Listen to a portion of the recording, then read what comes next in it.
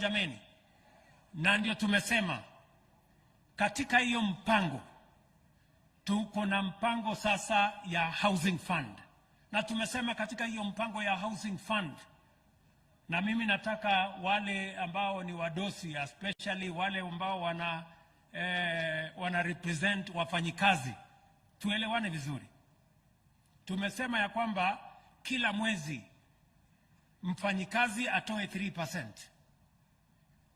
na pia tajiri wa mwenye ameajiri huyo mfanyikazi atoe 3%, na hiyo pesa 6% itakuwa mali ya mfanyikazi. That is how we begin. Tunaelewana jameni? Kama wewe kama mfanyikazi unatoa 1,000, yule ambaye amekuajiri atatoa 1,000, iwe 2,000, na hiyo 2,000 sio pesa ya tajiri, sasa ni pesa ya mfanyikazi. So instantly, before even you begin, every contributor, you double your money before you begin, by making sure that you force your employer to make a contribution towards the purchase of a house that you will call home. Tunaelewana jameni?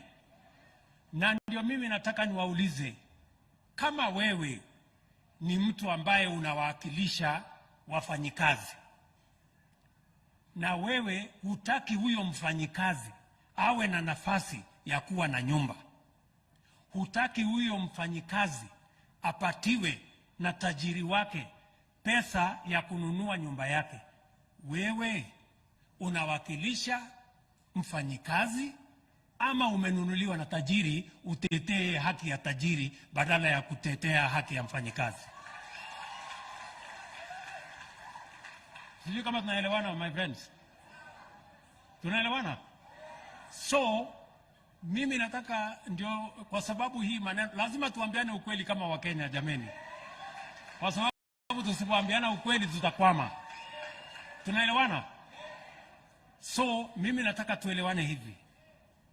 Tunasema njia ya kuhakikisha ya kwamba mwananchi wa kawaida anaweza kupata nyumba atanunua kwa bei ambayo inatoshana na mapato yake, shilingi 4,000,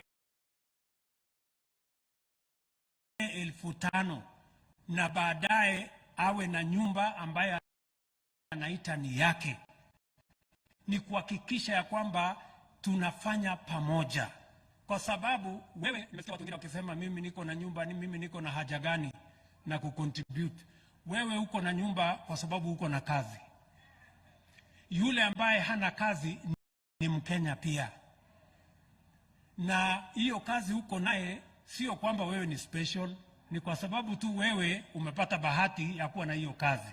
Hata yule ambaye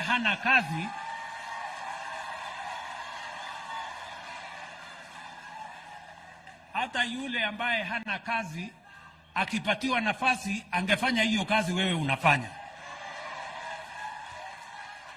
Sijui kama tunaelewana my friends.